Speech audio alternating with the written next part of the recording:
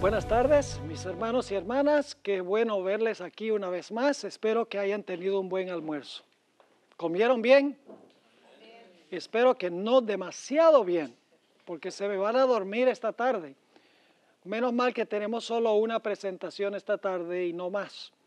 Y luego quiero animarles que continúen leyendo el sílabo cuando vayan a su hotel o el lugar donde se están quedando, porque hay mucho material en el sílabo que no vamos a poder cubrir. Vamos a continuar nuestro estudio en la página 40. Son 179 páginas en el sílabo. Vamos a empezar nuestro estudio en la página 40 y vamos a repasar algunos elementos que cubrimos esta mañana cuando estábamos por terminar la sesión. Estábamos hablando del gran sello oficial de los Estados Unidos de América. Y nos dimos cuenta que este sello tiene varios elementos en común con el estandarte de los romanos y tiene una conexión muy estrecha con el Imperio Romano. Ustedes notan que en el lado reverso del sello, es decir, en la parte de atrás del sello, tiene un ojo de la providencia y saliendo del ojo de la providencia hay unos rayos del sol. También tiene dos inscripciones en latín. Una inscripción dice Anuit Coeptis, que significa Él ha favorecido lo que hemos emprendido. Y la otra inscripción es Novus Ordo Seclorum, que se puede traducir Nuevo Orden Mundial. Es significativo que las inscripciones están en latín, el idioma del antiguo Imperio Romano, aun cuando ese es un idioma muerto en realidad. Luego vimos que hay una pirámide que tiene 13 niveles, que estaba incompleto, que significa que lo que emprendieron los fundadores todavía estaba inconcluso. El ojo de la providencia representa a Lucifer, quien está mirando lo que se está emprendiendo. Algunos piensan que es el ojo de Dios, pero en realidad es un símbolo masónico que representa el ojo de Lucifer. También nos dimos cuenta que aparece el año 1776 en números romanos, significativo nuevamente porque en la época de los fundadores se usaban números arábigos. Y luego el número 13 es predominante también en los dos lados del sello. El número 13 es un número que tiene vínculos ocultistas, según los que han estudiado el significado de los números. Ahora, no solamente el gran sello tiene símbolos que son afines a los símbolos que había en la Roma antigua, sino que también hay varias banderas que tenía los Estados Unidos en la época de las guerras de la independencia y posteriormente, que tienen también la misma idea del águila y del sol combinado con el águila. Mencionaba esta mañana que después de las guerras de independencia, la palabra ejército resultó desagradable y repugnante para el pueblo americano. Y por lo tanto decidieron llamar a los ejércitos con la palabra legiones, que es el mismo nombre que se le daban a los ejércitos de la Roma antigua. Es interesante también que el general Knox, uno de los generales que dirigió las guerras de independencia de los Estados Unidos, estableció la legión, que es el ejército de esa época, y sugirió que se hiciera una bandera de tamaño muy grande, es decir, tamaño de la vida real del águila, que se llamaría el estandarte de la legión. Este estandarte, ustedes tienen en la ilustración que yo repartí, contiene un águila de tamaño natural y era muy semejante al águila que se encontraba en los estandartes de las tropas o de las legiones romanas. Esto demuestra que el águila de los Estados Unidos se adquirió mayormente como resultado del estandarte que se encontraba entre las legiones romanas. Esa bandera nunca se fabricó, pero la idea la compartió el general Knox y la idea demuestra que había vínculos con el Imperio Romano antiguo. Pero sí se fabricó una bandera semejante a esa en 1791, que se conoció como el estandarte de la Legión, y la bandera tenía una águila con las alas extendidas, la cabeza virada hacia la derecha, flechas en sus garras y los rayos del sol que refulgían de su cuerpo. Ustedes también tienen esa ilustración entre las que yo les repartí. No solamente por las banderas y por los sellos y por el idioma y por los números romanos se halla ese vínculo entre los Estados Unidos, los emblemas de los Estados Unidos y los emblemas de la Roma antigua, sino cuando uno va a Washington, D.C., la capital de los Estados Unidos, uno encuentra que la arquitectura en Washington es una arquitectura romana. Además de eso, la ciudad está llena de monumentos a sus próceres y a sus héroes. Cuando uno mira las inscripciones y las fechas, muchas de las inscripciones y fechas están en números romanos y en letras romanas. La Cámara Alta del Congreso se llama el Senado y sus representantes se llaman senadores. Esa es terminología que viene directamente de la Roma antigua. Es decir, debemos nosotros tomar en cuenta que la idea del águila y el sol la adquirió los Estados Unidos directamente de los emblemas que había en el estandarte del Imperio Romano. Ahora, al pie de la página 41 encontramos un detalle muy interesante, una silla especial que se preparó para la Convención Constitucional que se realizó en el año 1787. Ahora, quiero leerles una cita de Whitney Smith, un experto en el significado de las banderas, a donde él habla del significado del sol en las insignias de las naciones.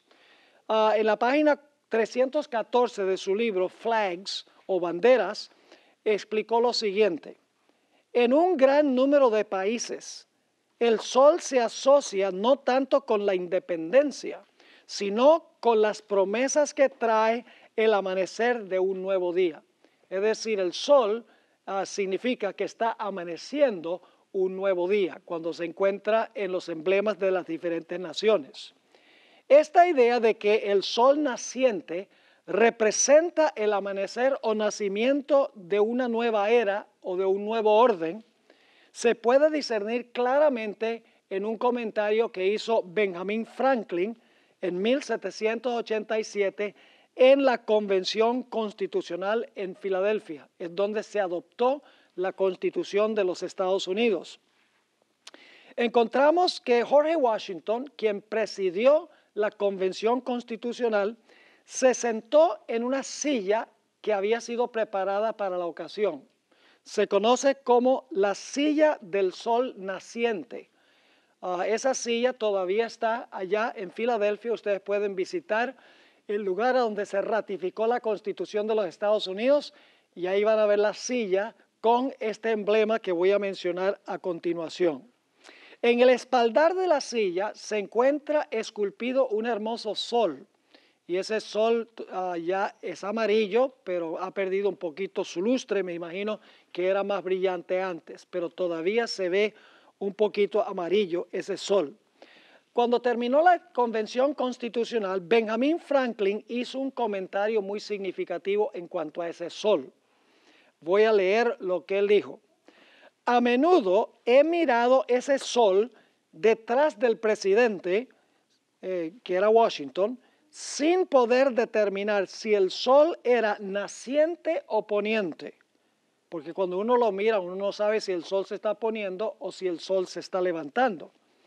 Pero note lo que dice la última parte de su declaración. Pero ahora finalmente tengo la dicha de saber que es un sol naciente, que en la Convención Constitucional sencillamente significaba que los Estados Unidos estaba levantándose al poder, estaba amaneciendo en esta nación un nuevo día, como decía Whitney Smith en su libro.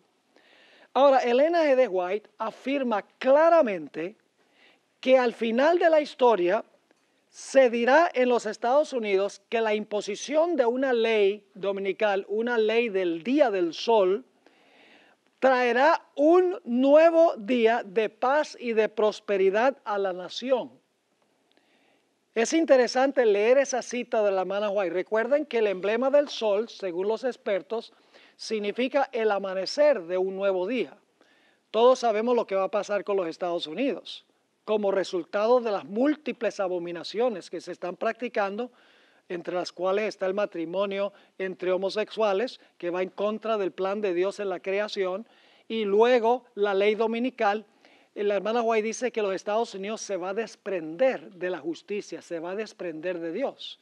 Y como resultado las cosas van a ir de mal en peor.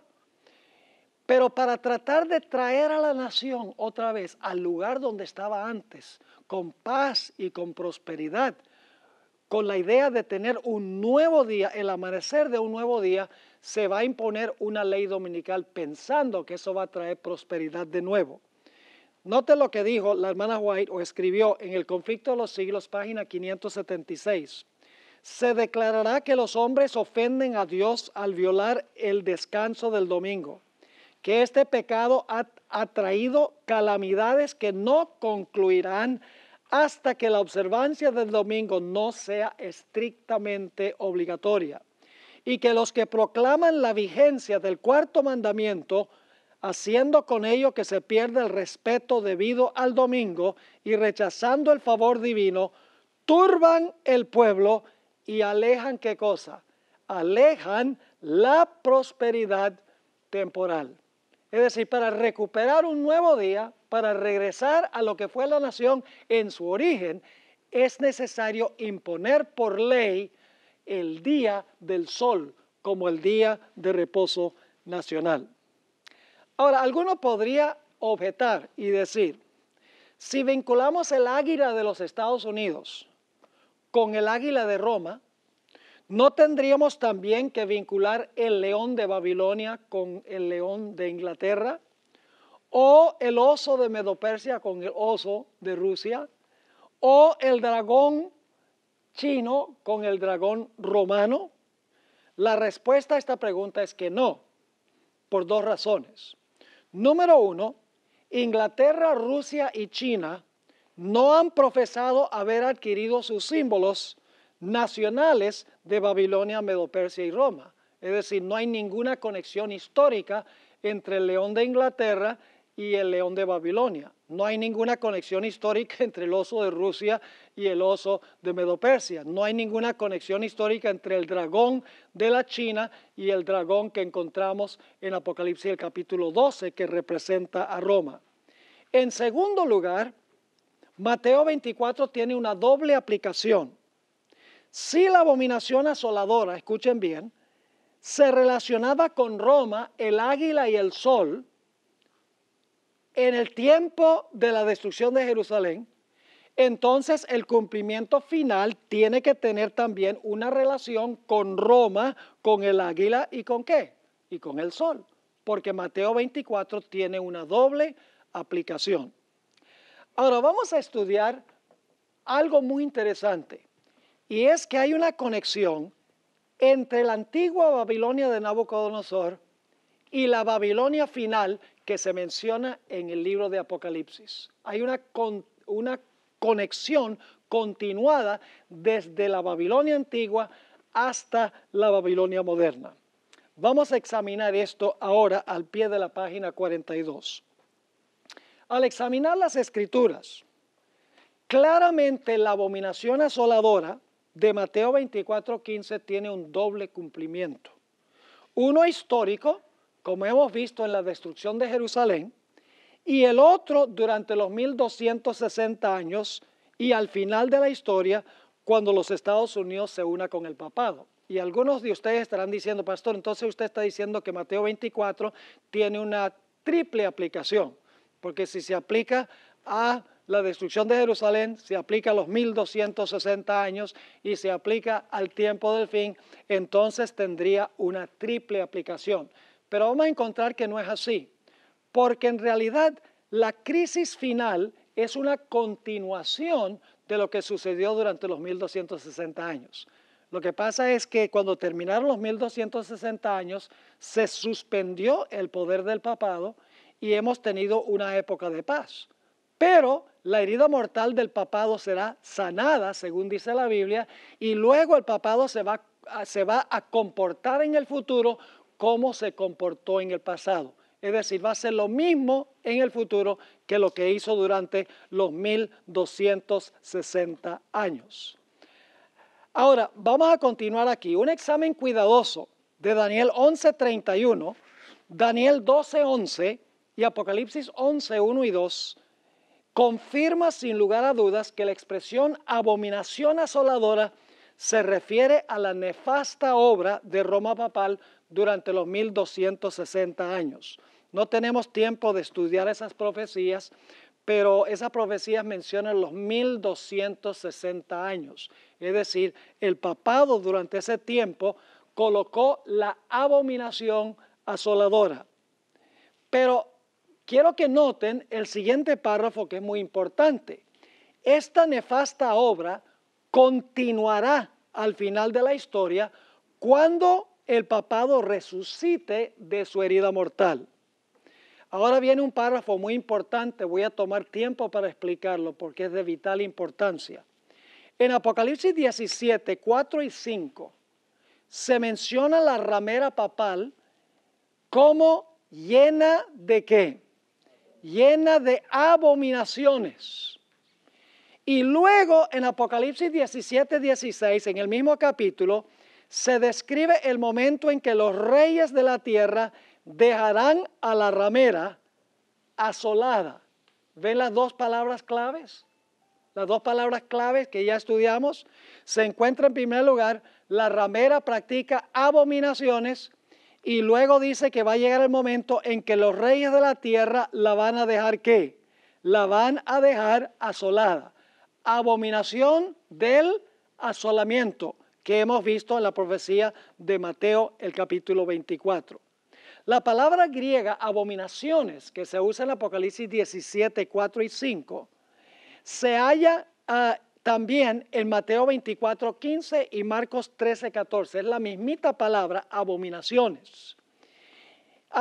Ahora, quiero que noten también que la palabra asolada, que la ramera quedará asolada, es la misma palabra que se usa en Mateo 24, 15 y Marcos 13, 14, a donde habla del asolamiento. Es decir, que el cumplimiento final de lo que encontramos en Marcos 13 y Mateo 24 es cuando la ramera practique sus abominaciones y finalmente será asolada. La abominación del asolamiento, por así decirlo. Ahora, es un hecho histórico muy bien documentado que la Roma papal recibió su poder, su trono y gran autoridad de Roma pagana por intermedio de la iglesia de Pérgamo. Es decir, el puente entre Roma pagana y Roma papal es Pérgamo. La iglesia de Pérgamo es la iglesia de Constantino. Ustedes saben que Constantino fue el que hizo la transición del imperio romano pagano y Constantino introdujo muchas de las ideas del paganismo al papado. Es el puente, en otras palabras, entre Roma pagana y Roma papal. Y que además Roma papal recibió su día de reposo ¿de quién? De parte de Roma pagana en los días de Constantino. Hasta el día de hoy, el papado católico romano toma como su insignia o señal de autoridad el venerable Día del Sol. Y les leo una cita de C.F. Thomas, el canciller de un cardenal de la Iglesia Católica, el cardenal Jaime Gibbons, donde él dice, en cuanto al cambio del sábado, desde luego que la Iglesia Católica declara que el cambio fue acto suyo. Y el acto, es decir, el acto de cambiar el día, es una marca de su poder eclesiástico y de su autoridad en asuntos religiosos. Así que, ¿cuál es la marca o señal de autoridad que tiene el papado? El domingo. ¿De dónde adquirió el Día del Sol el papado? Lo adquirió de Roma pagana. Ahora, vamos a nuestra siguiente sección. continúa la cadena, el vínculo entre el papado y el protestantismo apóstata. El protestantismo apóstata, que son las hijas de la ramera o la imagen de la ramera, heredó del papado esta apostasía del día del sol. Es decir, el protestantismo en el siglo XVI no fue capaz de despojarse del domingo como día de reposo, porque dijeron, está demasiado arraigado, no vamos a poder cambiar la mentalidad de la gente para que todo el mundo guarde el sábado. Es imposible porque el domingo está demasiado arraigado. Así que los protestantes recibieron el domingo de parte del papado, de parte de la autoridad de la madre ramera. Pero la profecía nos indica que el protestantismo apóstata no solo acepta la autoridad de la madre ramera al guardar el domingo, sino que también impondrá bajo el peso de la ley y al mundo entero esta marca de la autoridad de la madre, que se conoce como la marca de la bestia. Por medio de la ayuda de los Estados Unidos de América, la nación que tiene el águila y el sol en su estandarte, por así decirlo, el papado establecerá la abominación asoladora en el terreno sagrado de la iglesia, a donde no debería estar, y rodeará, por así decirlo, a todo el mundo, como sucedió en la época de la Jerusalén literal. Entonces los Estados Unidos, por medio de su sello oficial del águila sol o el gran sello que certifica todos los actos oficiales del gobierno federal, decretará la observancia del Día del Sol bajo la amenaza de penalidades civiles.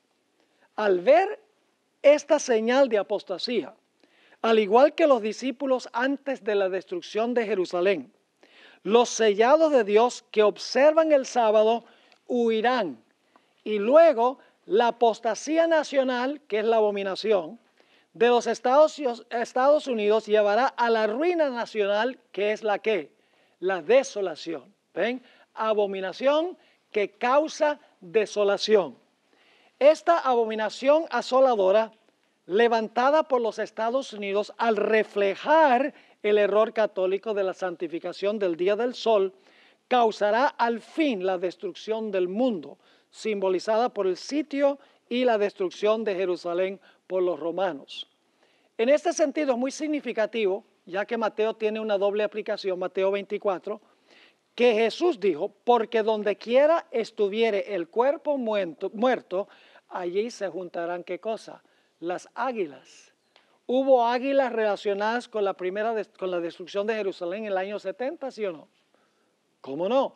¿Hubo águilas en relación con la destrucción de Jerusalén en los días de Nabucodonosor? Sí. ¿Estará de alguna manera involucrada el águila en la apostasía final, la abominación asoladora al final? Sí. A través del águila de la nación que iba a imponer el día del sol como día de reposo. Es la nación representada por el águila que causará la destrucción final del mundo. Lo que parecerá ser la esperanza y salvación del mundo resultará ser la causa de su destrucción. Elena White vio esta conexión entre los ejércitos romanos y lo que sucederá con los Estados Unidos, porque alguno pensará, bueno, está muy interesante el paralelo, pero sí habrá alguna relación entre el sol en el estandarte de los romanos, donde le rindieron adoración, y el día del sol al final de la historia. ¿Será que hay alguna relación entre esos dos y el águila de Roma y el águila de los Estados Unidos? La hermana White lo captó. Vamos a ver dos citas de la hermana White. Dice en Testimonios para la Iglesia, tomo 5, página 426 y 427. Sí, fíjense la comparación que hace la hermana White. Por el decreto que imponga la institución del papado en violación a la ley de Dios, nuestra nación se desvinculará completamente de la justicia. ¿Qué es lo que va a causar que los Estados Unidos se desvincule completamente de la justicia? La imposición del día del papado. ¿Se están dando cuenta aquí? Es decir, esto viene de Roma pagana a Pérgamo, los días de Constantino, se pasa a la cuarta iglesia, que es la iglesia de Tiatira, la iglesia papal. La iglesia papal se lo traspasa a quienes, a los protestantes en el siglo XVI, y eso se transporta, vamos a ver, a través de los puritanos a los Estados Unidos de América, y se conserva hasta el tiempo cuando se aprueba la Constitución de los Estados Unidos. Sigue diciendo la sierva del Señor: cuando el protestantismo extienda la mano a través del abismo para asir la mano del poder romano, cuando se incline por encima del abismo para darse la mano con el espiritismo, cuando bajo la influencia de esta triple unión nuestro país repudie todo principio de su constitución como gobierno protestante y republicano y haga provisión para la propagación de las mentiras y seducciones papales, entonces sabremos que ha llegado el tiempo en que se verá la asombrosa obra de Satanás y que el fin está cerca. Y luego noten el siguiente párrafo. Como el acercamiento de los ejércitos romanos, fíjese a dónde va la hermana White para explicar esto que va a pasar en el tiempo del fin. ¿A dónde regresa? A Roma, a la destrucción de Jerusalén. Como el acercamiento de los ejércitos romanos fue para los discípulos una señal de la inminente ¿qué? Destrucción de Jerusalén, que es la desolación. Esta apostasía, la apostasía tiene que ver con la observancia del día del sol. Esta apostasía, dice ella, podrá ser para nosotros una ¿qué? ¿Recuerdan cuál fue la señal cuando Jerusalén iba a ser destruida? Los estandartes romanos con un águila y un ¿qué? Y un sol. Interesante. La hermana White dice aquí que lo que va a ser la señal es nuevamente el día del sol. Sigue diciendo, esta apostasía podrá ser para nosotros una señal de que se llegó al límite de la tolerancia de Dios, de que nuestra nación colmó la medida de su iniquidad y de que el ángel de la misericordia está por emprender el vuelo para nunca volver. Y luego quiero que noten el siguiente paso que menciona la hermana White. ¿Han notado ustedes en Mateo el capítulo 24 que inmediatamente después de la abominación asoladora dice, luego viene el tiempo de angustia cual nunca se ha visto? En Mateo 24 viene la abominación asoladora y luego entonces viene la tribulación, la gran tribulación. Ahora fíjense el siguiente paso que menciona la hermana White. Dice lo siguiente: los hijos de Dios se verán entonces sumidos en aquellas escenas de aflicción y angustia, ¿de quién? De Jacob. ¿Está presentando la hermana White el mismo orden? ¿Cómo no? Sigue diciendo, ascienden al cielo los clamores de los fieles y perseguidos. Y como la sangre de Abel clamó desde el suelo, hay voces que claman a Dios desde la tumba de los mártires, desde los sepulcros del mar, desde las cuevas de las montañas, desde las bóvedas de los conventos. ¿Hasta cuándo, Señor santo y verdadero, no juzgas y vengas nuestra sangre de los que moran en la tierra? Según la hermana White, ¿hay alguna conexión entre los estandartes romanos que tenían un águila y sol y lo que va a ser los Estados Unidos? Claramente que sí. Ahora, la segunda cita se encuentra en el tomo 5 de los Testimonios, página 439. Y aquí es explícita la conexión. Dice, no es ahora tiempo para que el pueblo de Dios fije sus afectos o se haga tesoros en el mundo. No está lejano el tiempo en que, como los primeros discípulos, seremos obligados a buscar refugio en lugares desolados y solitarios. Ahora viene la comparación. Así como el sitio de Jerusalén por los ejércitos romanos fue la señal para que huyesen los cristianos de Judea, así la asunción de poder por parte de nuestra nación con el decreto que imponga el día de descanso papal será para nosotros una amonestación. Entonces será tiempo de abandonar las grandes ciudades y prepararnos para abandonar las menores en busca de hogares retraídos en lugares apartados entre las montañas. ¿Están viendo el paralelo? La hermana White claramente vio una relación estrecha entre los estandartes romanos que tenían un águila y un sol y adoraron al sol, y los Estados Unidos cuyo emblema es el águila, y la imposición del domingo como el día del sol. Notemos otras 3 citas de la hermana White sobre este tiempo. Eventos de los últimos días, páginas 136 y 137. El pueblo de los Estados Unidos ha sido un pueblo favorecido. Yo creo que eso es verdad, porque todo el mundo quiere venir para acá. Bueno, no todo el mundo, pero mucha gente quiere venirse para acá. Ahora escuchen, pero cuando restrinjan la libertad religiosa, renuncien al protestantismo y apoyen al papado, la medida de su culpa se habrá completado y en los libros del cielo se registrará apostasía nacional. Esa es la abominación. Y luego, si ustedes siguen leyendo esa cita, dice que la apostasía nacional será seguida por la ruina nacional. Esa es la asolación. En el comentario bíblico adventista, tomo 7, página 988, encontramos una idea similar. La hermana White repite esto muchas veces en sus escritos. Dice, cuando nuestra nación promulgue leyes en sus concilios legislativos para comprometer la conciencia de los hombres en cuanto a sus privilegios religiosos, imponiendo la observancia del domingo y usando un poder opresivo contra los que guardan el día de reposo del séptimo día, la ley de Dios será sin duda invalidada en nuestro país. Y la apostasía nacional, ¿qué es lo que lleva a la apostasía nacional? ¿La imposición de qué? Del día del sol. Dice la apostasía nacional, a la apostasía nacional seguirá ¿qué cosa? La ruina de la nación. La abominación que lleva al asolamiento. Es decir, la abominación asoladora al final de la historia es la ley dominical. Noten esta cita muy poderosa de la revista Signs of the Times, junio 12, 1893.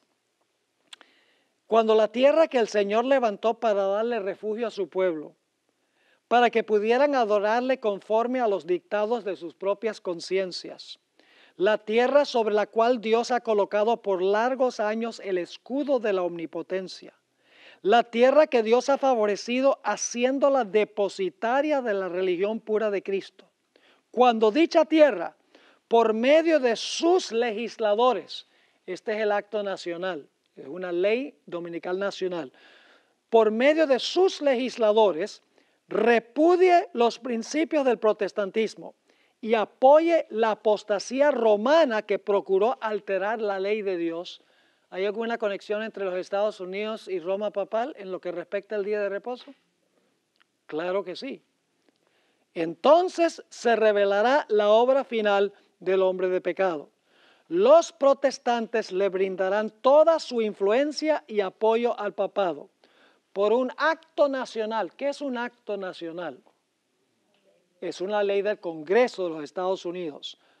Dice, por un acto nacional impondrán la observancia del falso sábado y le darán vida y vigor. ¿Por qué habría que darle al papado vida y vigor? Porque el papado tiene una ¿qué? Tiene una herida mortal. Así que dice, por un acto nacional impondrán la observancia del falso sábado y le darán vida y vigor a la fe corrupta de Roma y así revivirán. Noten otra vez la idea del sanamiento de la herida. Revivirán su tiranía y su opresión de la conciencia. Entonces será tiempo para que Dios obre con gran poder para vindicar su verdad.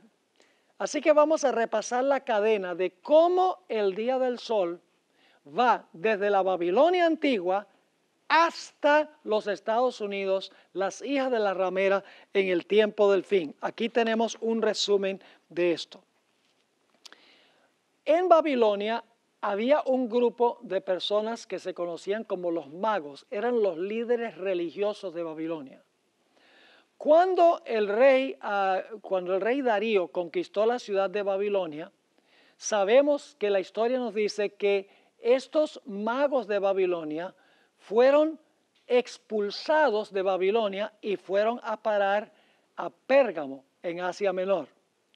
Luego sabemos que en el año 520, Darío I, que no es el mismo Darío que conquistó la ciudad de Jerusalén, nuevamente tomó a estos individuos, el remanente de los magos que adoraban al dios Sol, y los expulsó y fueron otra vez a parar a Pérgamo. Y en el año 483 lo mismo sucedió con el rey Jerjes. Nuevamente habían algunos de estos magos que tenían la religión babilonia y fueron expulsados a Pérgamo, llevando allí sus ideas religiosas politeístas. Yo no sé si ustedes están al tanto, pero Ciro y Darío no eran politeístas. Ellos eran monoteístas. Ellos creían en un Dios verdadero, mientras que estos sacerdotes, estos magos, eran politeístas, adoraban al dios Sol Marduk y por lo tanto fueron expulsados en varias etapas a lo que fue la Babilonia antigua, la Babilonia del rey Nabucodonosor, que había establecido Nabucodonosor. Y luego fueron a parar a Asia Menor, a Pérgamo. Ahora, como ya hemos visto, en una campaña militar en Asia Menor, en el año 63, el general Pompeyo adoptó al dios Mitra como el dios de las legiones romanas. Y lo interesante es que el dios Mitra era un dios que se encontraba en Pérgamo, en Asia Menor. En realidad era el dios que en el cual creían los sacerdotes, estos paganos que fueron expulsados de la Babilonia antigua. Es decir, que a través de Pérgamo, en el Antiguo Testamento, la apostasía de la antigua Babilonia de adorar al dios Sol fue transferido a la Babilonia de Roma, por así decirlo. Luego, en la primera parte del siglo II, los padres eclesiásticos comenzaron a celebrar el domingo en honor a la resurrección de Jesús, sin ningún apoyo bíblico.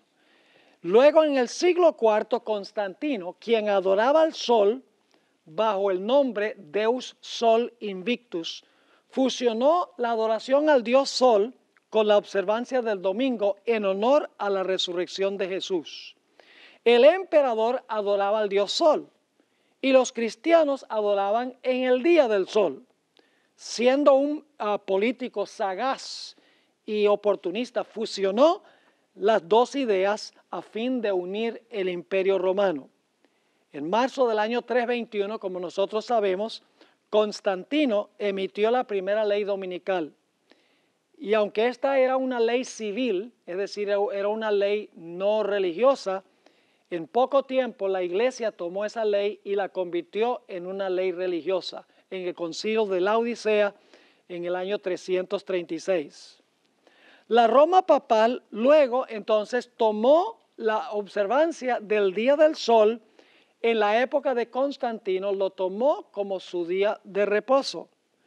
La Roma papal nos dice que la observancia del domingo como día de reposo es acto suyo. Ahora, una cosa interesante, si ustedes visitan el Museo del Vaticano, por ejemplo, una cosa que les va a impactar es ver la cantidad de soles que hay allí en ese Museo del Vaticano. Hay soles en todas partes. Hay soles en los templos, en las catedrales, en las obras de arte, en las imágenes, en los cálices, soles y soles y soles por todas partes. Eso viene directamente del paganismo de Roma imperial. Ahora, ¿qué sucedió? El papado implementó el falso día de reposo. Daniel 7:25 dice que pensó que podía cambiar la ley de Dios. En el siglo XVI nacieron de la Roma papal las sectas protestantes y no pudieron despojarse completamente de todas las herejías de Roma papal. Por ejemplo, siguieron creyendo que el alma del hombre es inmortal, siguieron creyendo que el domingo es el día de reposo. Es decir, que Roma papal le entregó al protestantismo ese legado del día apóstata, el día domingo, como el día de reposo. Así es que a través de los protestantes que vinieron de Europa, los puritanos que vinieron acá, ustedes saben que se celebra Thanksgiving para recordar el tiempo cuando vinieron los puritanos, ellos eran firmes observadores del domingo. De esa manera la observancia del domingo se transfirió del protestantismo en Europa al protestantismo en los Estados Unidos. Y en la época colonial había leyes dominicales estrictas. En 3 de las 13 colonias, si una persona no iba a la iglesia el domingo, se le multaba o se le encarcelaba, se le confiscaban sus bienes, y por lo menos en 3 de las colonias había un decreto de muerte contra los que no asistieran a la iglesia los domingos. Había leyes dominicales estrictas en la América colonial del año 1620 hasta el tiempo que se ratificó la Constitución de los Estados Unidos.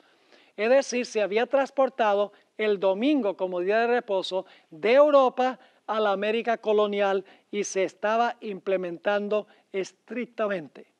Así es que la observancia del domingo se transmitió de la antigua Babilonia a Pérgamo, a Roma pagana, a través de Roma pagana a la iglesia de Pérgamo, la iglesia de Constantino, y luego de allí se transfirió a la iglesia católica romana. De allí se transfirió a las sectas protestantes que nacieron del papado, y entonces cuando los puritanos vinieron a los Estados Unidos, trajeron ese día de reposo a América. Es decir, en una cadena continuada se transfirió el domingo como día de reposo desde la Babilonia antigua hasta los Estados Unidos de América, a donde nosotros vivimos hoy. Y por eso es más que interesante que a Roma se le denomina Babilonia. Pedro se refirió a Roma como Babilonia, porque Roma heredó la religión de Babilonia. Según Apocalipsis 13:11 y el espíritu de profecía, los Estados Unidos repudiará su constitución y volverá a obligar a los ciudadanos a observar el domingo como ocurría en la época de la colonia. Algunos afirmarán que esto no es posible, pero hay señales que indican que así será. En la próxima lección ustedes pueden leer la evidencia. Los Estados Unidos, según la profecía, recibirá el apoyo del papado e impondrá el domingo por ley. Así es que hará una imagen de la primera bestia e impondrá su marca.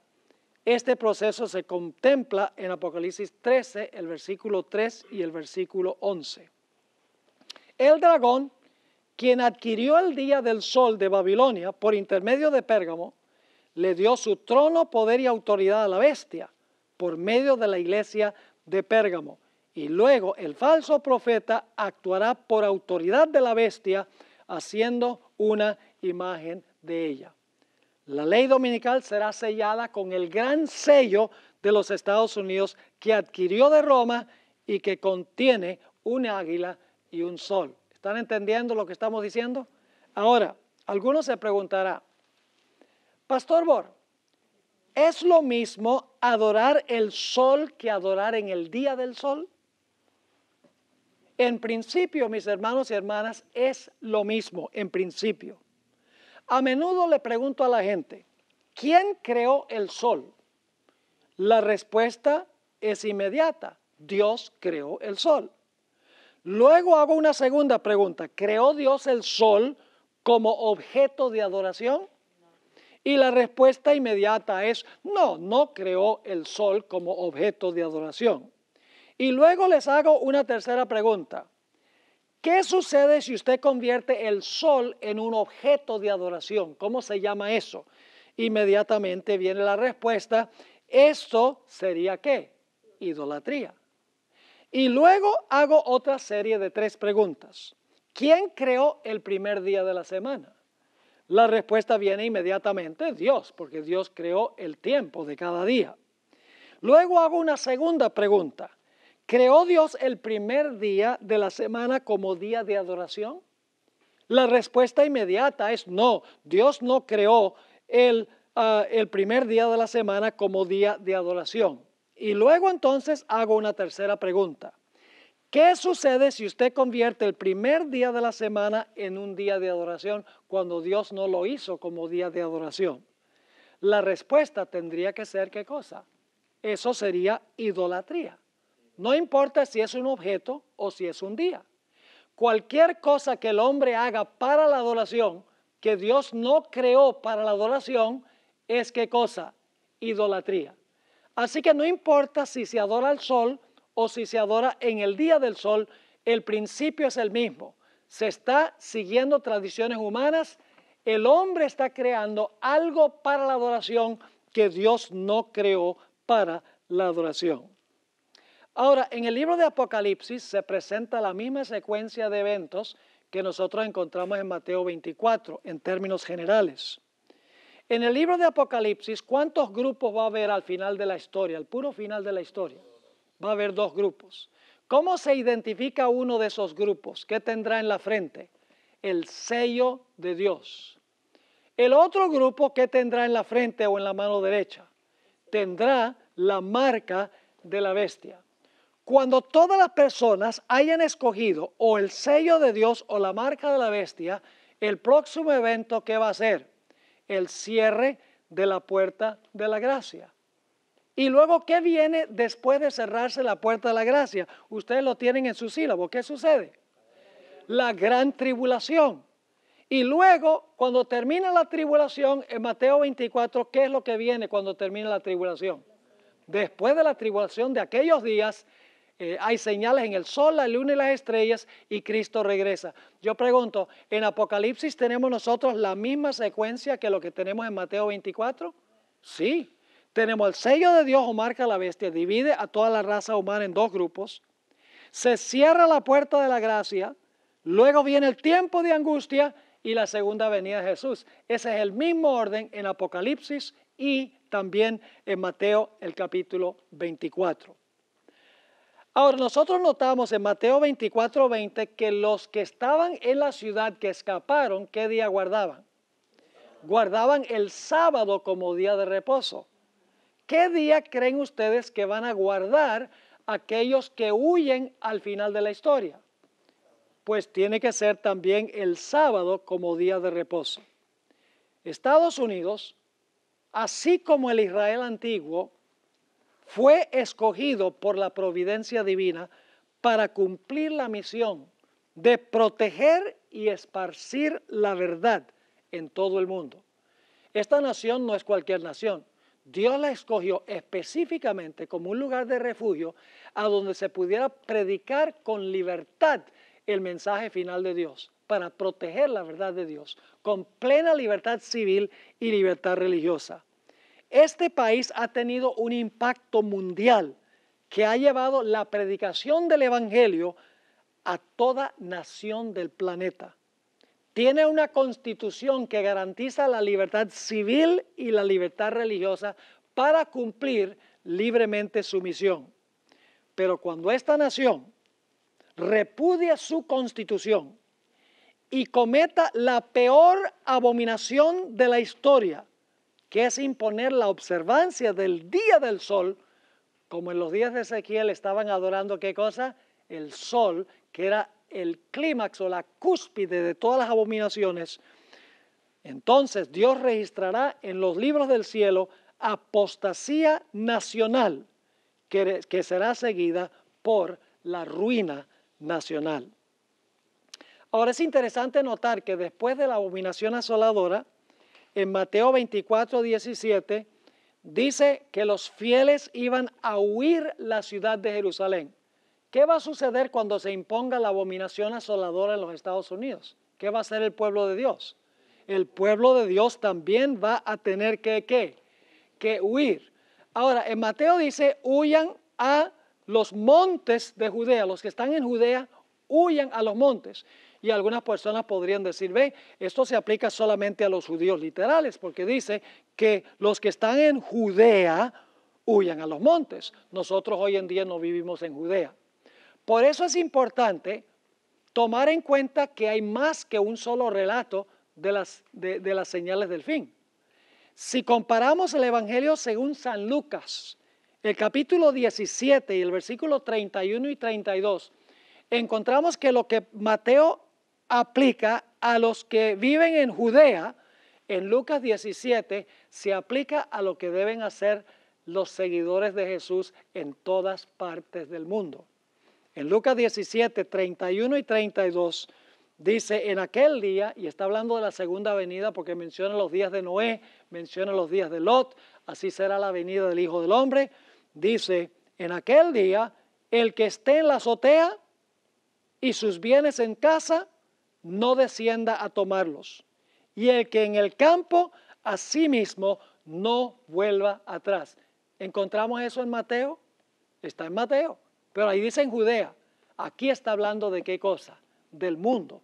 Es decir, Mateo 24 tiene una doble aplicación. Y luego en el versículo 32 dice, acordaos de qué, de la mujer de Lot. ¿Cuál fue el problema con la mujer de Lot? El problema con la mujer de Lot es que ella salió de Sodoma, pero Sodoma no había salido de ella. Y se convirtió en una columna de sal, según la Biblia. Ahora, quiero leerles una última cita en esta lección sobre lo que va a pasar cuando el pueblo de Dios huya. Hermanos y hermanas, nosotros no nos imaginamos cómo va a ser el tiempo de angustia. Nosotros podemos pensar que va a ser lo peor, pero va a ser aún peor de lo que nosotros nos podemos imaginar. Leímos en cuanto a lo que sucedió con Jerusalén, vino la abominación asoladora, el pueblo de Dios vio la señal, huyeron, y luego entonces los romanos volvieron y circularon la ciudad y ya no había escape, se había realizado la separación. Y entonces nos dimos cuenta que en la ciudad había hambre, había pestilencia y había alborotos, insurrecciones, etcétera. Padres entregaban a los hijos, hijos a los padres, amigos traicionaban a amigos. Es decir, no había seguridad en ninguna parte. Las madres se comían a sus hijos, según vimos. Hermanos y hermanas, eso se va a intensificar. Eso va a ser a nivel mundial y va a ser peor. Fíjense lo que dice el Espíritu de Profecía sobre el tiempo de angustia que viene después de la abominación asoladora. Conflicto de los siglos, página 600. Cuando Él abandone el santuario, ese es el momento del cierre de la gracia, las tinieblas envolverán a los habitantes de la tierra. Durante ese tiempo terrible, los justos deben vivir sin intercesor a la vista del Dios Santo. Y ahora fíjense lo que va a pasar cuando Dios retira su espíritu, cuando Jesús deja de interceder. Nada refrena ya a los malos. Y Satanás tiene control completo sobre los impenitentes empedernidos. ¿Pueden ustedes imaginarse un planeta a donde Satanás tiene total control sobre los impenitentes? No los justos, sobre los impenitentes. Sigue diciendo la sierva del Señor, el mundo ha rechazado su misericordia, despreciado su amor y pisoteado su ley. Los impíos han dejado cumplir su tiempo de gracia. El Espíritu de Dios, al que se opusieron obstinadamente, acabó por apartarse de ellos. Desamparados ya de la gracia divina, están a merced de Satanás, el cual sumirá entonces a los habitantes de la tierra en una gran tribulación final. ¿Es eso lo que menciona Mateo después de la abominación asoladora? El pueblo de Dios huye y ahora viene la gran tribulación que nunca se ha visto jamás. Es exactamente lo que dice Mateo 24. Elena White está comentando sobre lo que va a suceder después que se hayan dividido los dos grupos. Y luego entonces sigue diciendo la sierva del Señor, como los ángeles de Dios dejen ya de contener los vientos violentos de las pasiones humanas, todos los elementos de contención se desencadenarán. Y ahora fíjense la última parte de la cita. El mundo entero, ¿cuánto? El mundo entero será envuelto en una ruina más espantosa que la que cayó antiguamente sobre Jerusalén. Y ustedes dicen, ¿cómo puede ser peor que lo que pasó con la ciudad de Jerusalén. Pero la sierva del Señor dice que será una ruina más espantosa que la que cayó sobre Jerusalén, y dice que sucederá en el mundo entero. Ahora, hay un punto con el cual quiero terminar. Algunos me acusan a mí y a otros cuando hablamos de la gran tribulación y lo terrible que va a ser, dice eso es para asustar a la gente. Mis hermanos y hermanas, esto no es para asustar a la gente, es para que nosotros nos preparemos para pasar por ese periodo. Porque va a ser el periodo más terrible en la historia del planeta Tierra. Y son los que tienen una conexión vital con Jesús a través de la oración, a través del estudio de la Biblia y el testimonio de su vida, van a poder pasar victoriosamente por ese periodo. Y permítame mencionar que en ese tiempo de angustia, Cristo no va a interceder por los pecados, pero Cristo sí va a estar aquí para proteger a sus hijos. Porque si Jesús no estuviera aquí, nadie sobreviviría. Satanás aniquilaría a todos. Lo que va a suceder es lo que pasó en los días de Job. Job perdió todo apoyo humano. No le quedó nada sino la vida. Perdió sus posesiones, perdió sus hijos, perdió el apoyo de su esposa, sus amigos se volcaron en contra de él, perdió sus criados y sus siervos, perdió todo lo que tenía. Quedó en la calle, por así decirlo, como la viuda de la parábola que contó Jesús. Y sin embargo, Job había desarrollado una experiencia fuerte con su Señor en tiempos de prosperidad. Amén. Y por lo tanto, Job dijo, aunque me matare, aún confiaré en Él. Dijo, yo sé que mi Redentor vive. Dice, cuando pase del horno, dice, saldré como oro afinado en el fuego. Job no se soltó de la mano de Dios. Estaba preparado para esa crisis. La pregunta clave es si nosotros estamos preparados para afrontar esa crisis, cual nunca se ha visto en la historia de nuestro planeta. Espero que lo que hemos estudiado sea de beneficio para nosotros. La historia se va a repetir. Lo que pasó con Jerusalén va a suceder de nuevo a nivel mundial. El estandarte romano que tenía el águila y el sol será repetido espiritualmente en los Estados Unidos, en un país que tiene como emblema el águila, que impondrá el día del sol. Y como en el pasado el pueblo de Dios fiel huyó, el pueblo de Dios huirá. Vendrá el tiempo de angustia, pero el pueblo de Dios será libertado, todos los que se hayan escritos en el libro.